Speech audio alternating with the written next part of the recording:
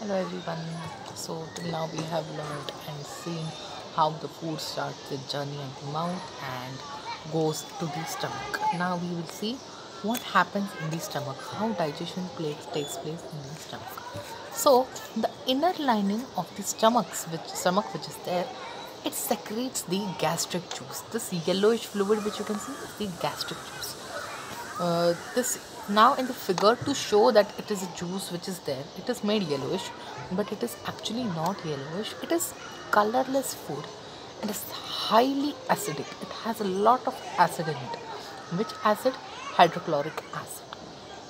It is a liquid which contains salt, and then HCl, hydrochloric acid, which is diluted, and the enzyme pepsin. Now you will say, ki, what? Acid in the stomach? For what you have acid in the stomach? This acid is nothing but the hydrochloric acid. This actually kills the germs which enter along with food and activates the pepsin to act on the proteins. Okay, so this is the function of the hydrochloric acid.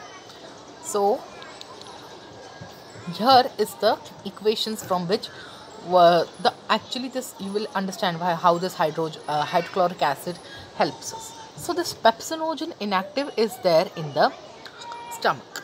This pepsinogen inactive has to become active for the digestion to get performed. So this dilute hydrochloric acid acts on this pepsinogen, and this pepsinogen converts into pepsin on action of dilute hydrochloric acid.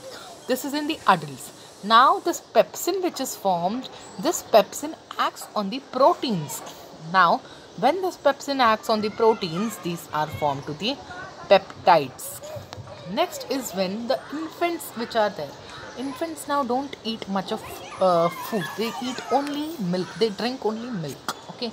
So when they are feeded milk, the prorenin which is there is inactive. For the digestion to take place, it has to become active. So this prorenin, on action of hydrochloric acid, turns to renin, which is active. Now this renin acts on the milk protein, the soluble milk protein casein.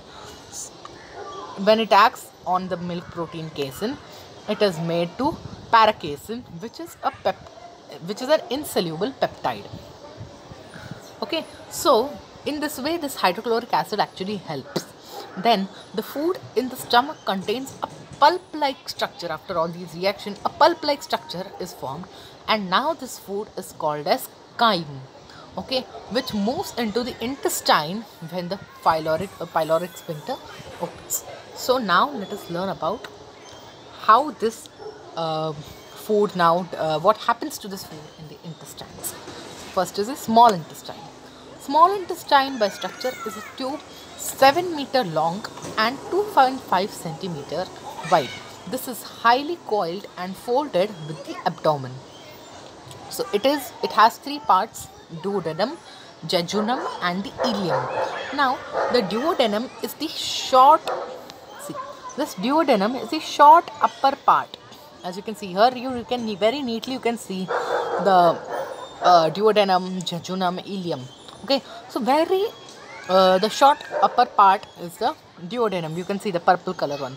Okay, the bile which is there, bile duct which is there, is open to this part. Means from the stomach, the food comes to duodenum.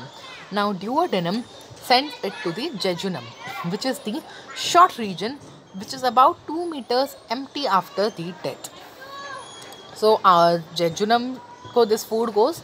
After jejunum, it goes to the ileum, which is 4 meters long and shows many twisting movements. So here you can actually see from the pyloric sphincter, food is going to duodenum. From the duodenum, it has gone to jejunum, and from the jejunum, it is going to the ileum, and now it has gone to the ileum.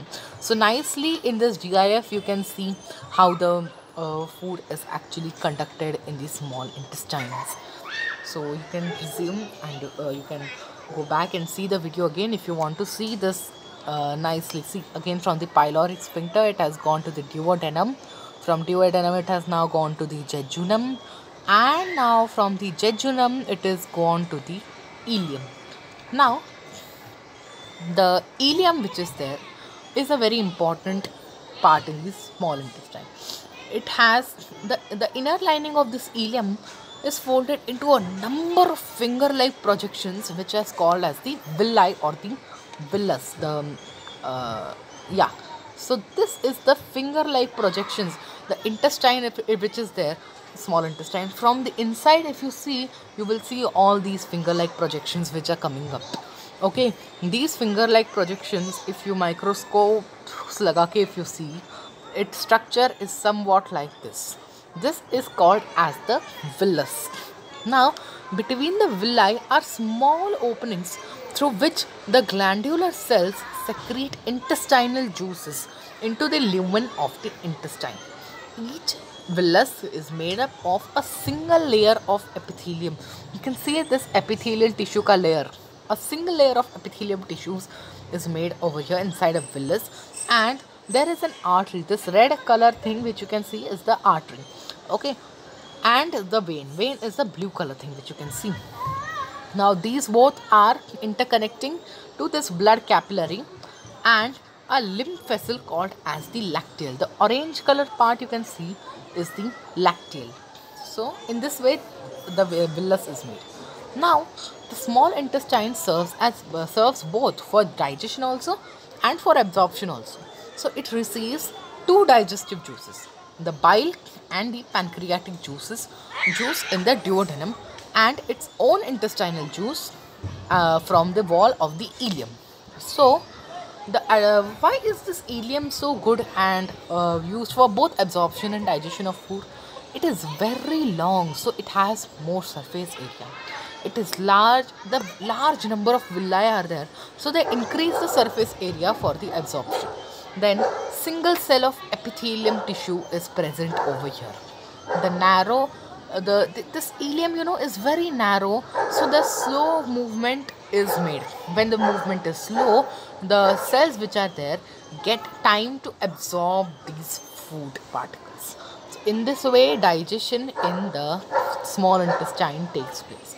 Now all these equations, actually the uh, chemical equations, we will be learning in the next module. So for now we will be stopping over here. So all this thing we will be learning in the next module. Thank you.